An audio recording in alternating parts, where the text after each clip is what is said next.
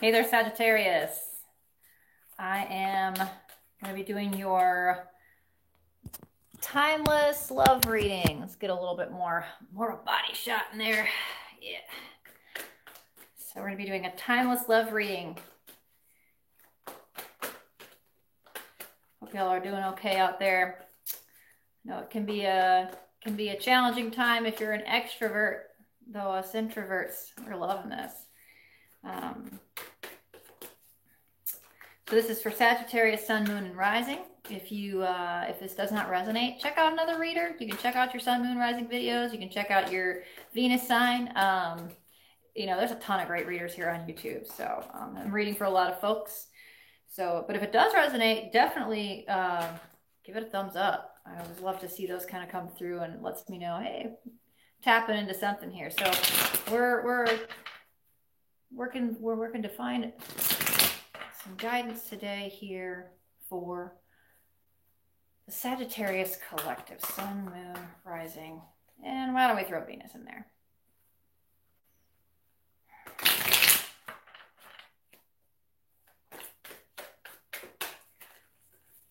Most of my readings tend to be for people who have a person in mind, but there usually is a little bit of guidance here and there for you singles. So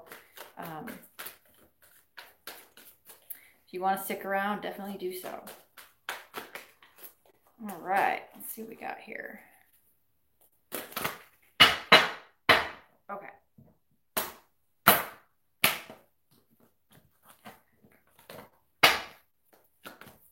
All right. Whoo-wee. Sagittarius. Oh my gosh. What is going on? I think you guys were an air sign for all these swords. Jeez, oh Pete. Holy crap. Somebody's got their brain working overtime. Holy. All right. I don't know what's going on for Sagittarians, but it does not look like fun. So for you, the Queen of Swords comes up. So I always look at her as the Queen of Lessons Hard Learned. And that's she's the namesake of this channel for a reason. The Queen of Lessons Hard Learned. I feel like you are having to distance yourself or having to sort of lay boundaries between you and your partner. You're having to kind of tell it like it is, having to set the pace with your partner or set a certain structure to avoid getting hurt further in a situation that feels a little bit like it's spiraling out of control.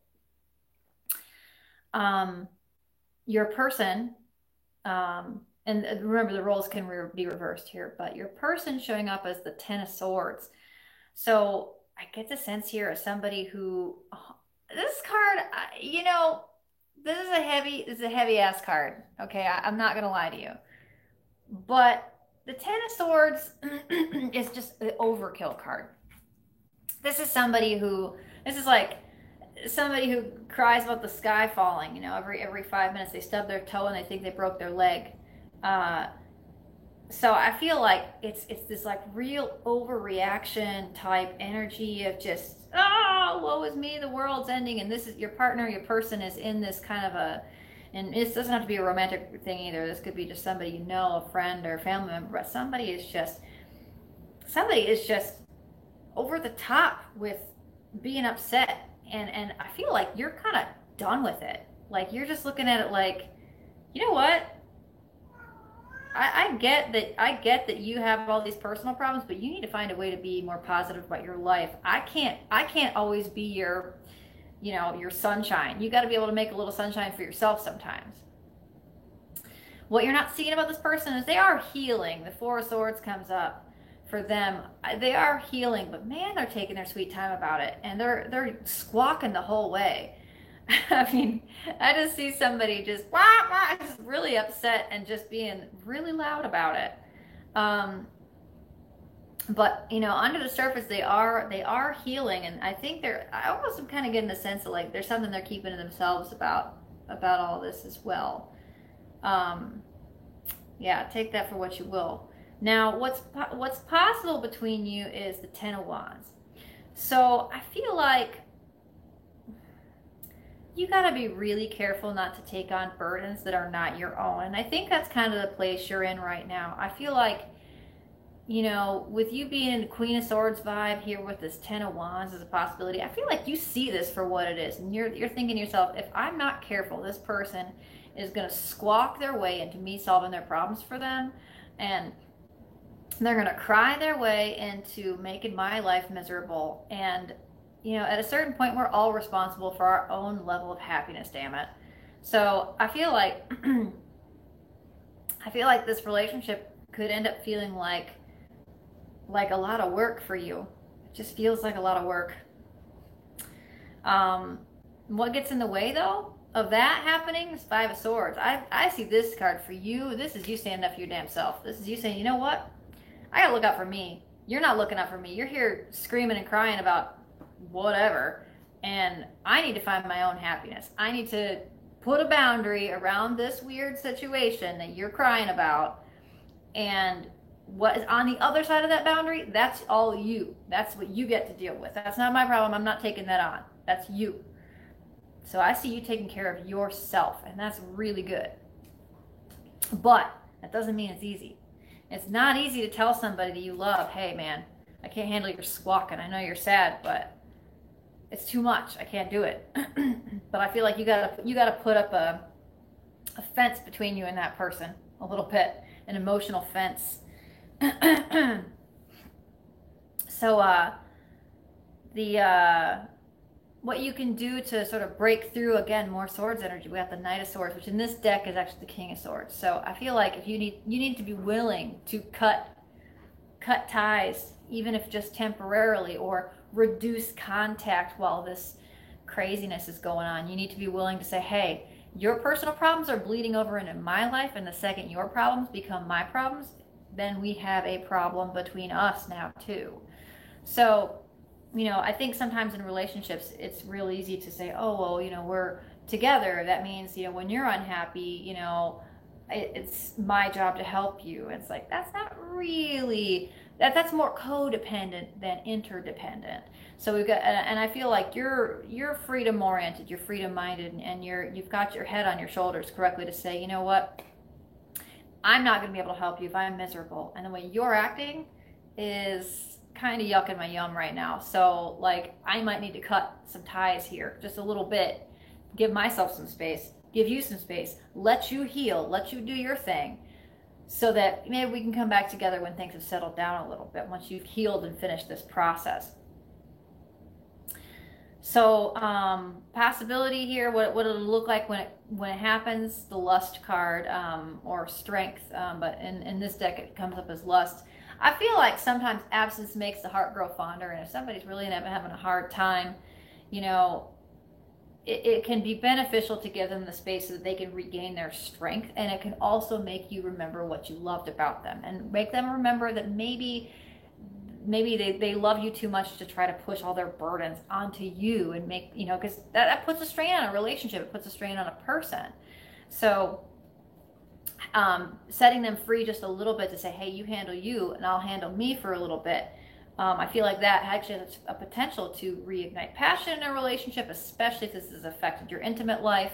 But it also just has the potential to strengthen both parties involved as individual people, which, I mean, you know, that's 100% positive. You know, that's a great direction to be moving. So the how it will affect the rest of your life, Eight of Wands. Yeah, I feel like this gives you direction and movement forward. I mean, in all directions. That's one thing I like about this Eight of Wands. It's like movement from the center outward in all directions. I feel like it's like direction. I feel like this is great practice. You know, we practice in our relationships on how to be in just all of our lives. And I feel like for you in this situation, asserting this boundary with maybe a toxic person who is, you know, crying that the sky is falling every 2 seconds, asserting a boundary and saying, listen, like, this is, you know, this is mine, this is yours, that will give you the space and freedom in this short term to maybe work on your projects, focus on your work, get your money situation in order. Reconnect with some friends you haven't talked to. Have those conversations you've been meaning to have with all those people that maybe while you're helping solve, crybabies problems over here, you're not hanging out with your friends, you're not helping your family out, you're not doing the other things you'd like to do. So I feel like you're going to see some pretty great progress in those areas the second you put down that boundary and you say, hey, you handle you, I'll handle me, and actually handle you. So I think that's going to be the title of this video, is a focus on yourself brings your relationship back into balance. That all being said, the outcome advice card, 3 of Swords, there is some heartbreak that's underlying this situation. So while, I think we all handle our heartbreak in different ways. And not, I don't want to trivialize what this person's going through, because 10 of Swords can mean truly a ruinous situation. It can mean somebody had, lost a loved one or something that's just an end, a terrifying, horrible end of a situation. But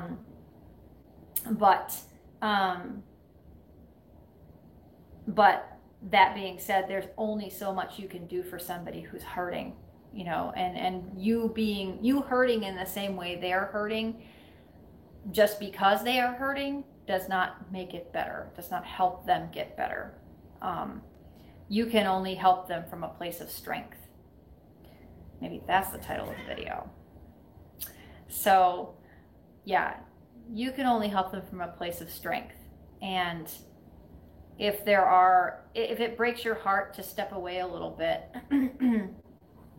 that wouldn't surprise me. But know that the stronger and healthier and happier you are, the more of a pillar of strength you can be for them. I'm not saying abandon them in their time of need, but I am saying draw a firm boundary. I can talk to you for an hour, but then I have to do these things. I can hang out with you Tuesday, but I can't hang out with you Tuesday, Wednesday, Thursday, Friday, Saturday. So yeah, but 3 of Swords, I feel like this is also for some of you. This is not for all of you, but you may be needing to draw a final firm boundary. That final line in the sand. You may actually be leaving this person because of sort of the drama they bring to your life and to their own life.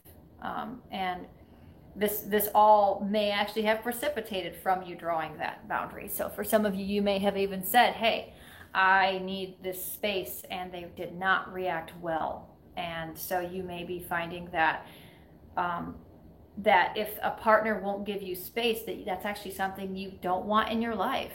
If they can't handle your simple requests for space and freedom, that maybe they're not the person for you, and you have to be willing essentially to walk away, and that causes heartbreak, and that's a hard decision to make. But for some of you, I think that might be the choice that you're facing at this moment in time. Yes, there's a lot of stories here, but they all definitely circle around this idea of boundaries. What is your stuff to work on, you Sagittarius, your stuff, and what is the other person's stuff to work on, and how much you want to take on of theirs, and how much they need to actually work on for themselves. You may have to break a heart here. Or break a couple of hearts here in order to look out for yourself. But that is the ultimate rebalancing for you that needs to happen. Let me pull an oracle card here. If anything I said resonated, definitely love it if you would like, share, or subscribe, or even write down below. I'd love to read your comments. It's always good to hear, if something resonated or not. So let's see. This is from the Messenger Oracle. It's a great deck if you've never used it. It's a really fun oracle deck. They're really approachable cards. Let's see what we got here today. Time to reflect. Yeah. So this could be you or your person. With that 4 of Swords here too, it feels like that's very much a time to reflect. I feel like, though, generally speaking here for you, this is a time for you to think about how much you take on of other people's stuff, and how much you want to take on of other people's stuff, and what's an appropriate if this is a romantic relationship, what's that appropriate boundary for you? What does it look like? What's a healthy mix for you?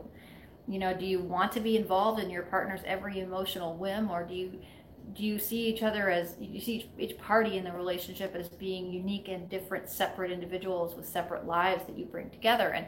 And do your expectations of a relationship match those of your partner? Have you ever actually had that conversation? So it's time at this moment for you to reflect on how much time, you know, how much you want to be involved in, and take your time apart. Use that time to attend to your own life, your own projects, and your inner self as well. Reflect on your own personal needs and desires. So I hope that was helpful.